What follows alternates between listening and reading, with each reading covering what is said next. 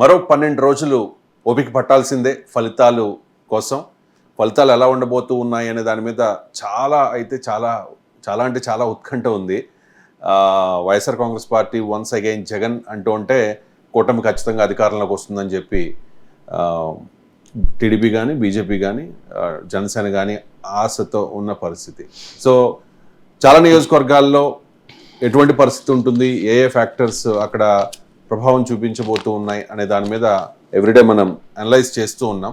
ఇప్పటికే చాలామంది సెఫాలజిస్టులు ఈ నియోజకవర్గంలో వీళ్ళు గెలిచే అవకాశం ఉంది, ఈ అంశాల ప్రభావం చూపించే అవకాశం ఉంది అని చెప్పి అంచనాలు వేస్తున్న పరిస్థితుల్లో ఆత్మసాక్షి కావచ్చు, రైజ్ అవ్వచ్చు, అలాగే పోల్ పల్స్ ఇలా చాలా సర్వేలు వస్తూ ఉన్నాయి. ఆ సర్వేలన్నింటినీ బేస్ చేసుకుని అనలైజ్ చేద్దాం. చందు శ్రీనివాస్ గారు మనతో జాయిన్ అయ్యారు. ఆయన సెఫాలజిస్ట్ అలాగే పొలిటికల్ అనలిస్ట్ కూడా. మచిలీపట్నం నియోజకవర్గం మాజీ మంత్రి కొల్లు రవీంద్ర వెసెస్ మాజీ మంత్రి తనయుడు కిట్టు పేర్ని కిట్టు ఎలా ఉండొచ్చు. ఇక్కడ ఒక చాలా సీనియర్ రాజకీయాల్లో తలపండిన నాయకుడు, రాజకీయాల్లో ఇప్పుడే ఓనమాలు నేర్చుకుంటున్న ఈ యువకుడు. కాకపోతే ఇక్కడ ఈ సీటు వీళ్ళ నాన్నగారు పోటీ చేయకుండా కొడుక్కి ఇక్కడ సీట్ ఇవ్వటం, వీళ్ళ నాన్నగారు అంటే తన మాట తీరుతో పవన్ కళ్యాణ్ గారి విషయం కావచ్చు, జనసేన కావచ్చు, టీడీపీ విషయంలో కావచ్చు ఎప్పుడు కూడా ముందుంటాడు విమర్శించేది దాంట్లో.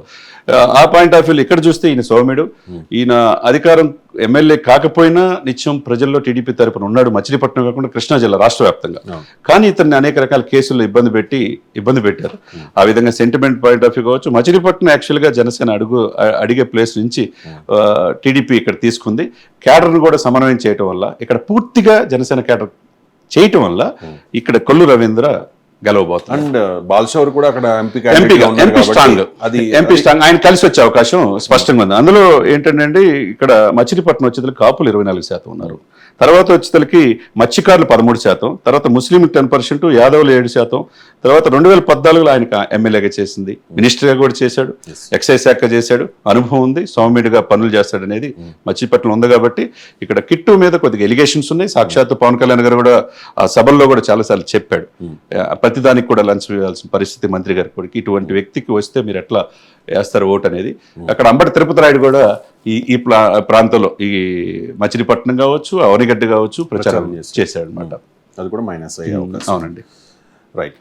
మీరు చెప్తున్నారు కొల్లు రవీంద్ర మాజీ మంత్రి టీడీపీ అభ్యర్థి గెలవబోతూ ఉన్నారు మచిలీపట్నం అసెంబ్లీ నియోజకవర్గం నుంచి అని చెప్పి ఆత్మసాక్షి చెప్తోంది. ఇది వైఎస్ఆర్ కాంగ్రెస్ పార్టీ గెలవబోతోంది, పేరుని కిట్టు గెలవబోతూ ఉన్నారని. పోల్ సర్వే చెప్తోంది కొల్లు రవీంద్ర గెలవబోతూ ఉన్నారు అని చెప్పి. ఇది ఓవరాల్గా కృష్ణా జిల్లాకు సంబంధించిన అనాలిసిస్.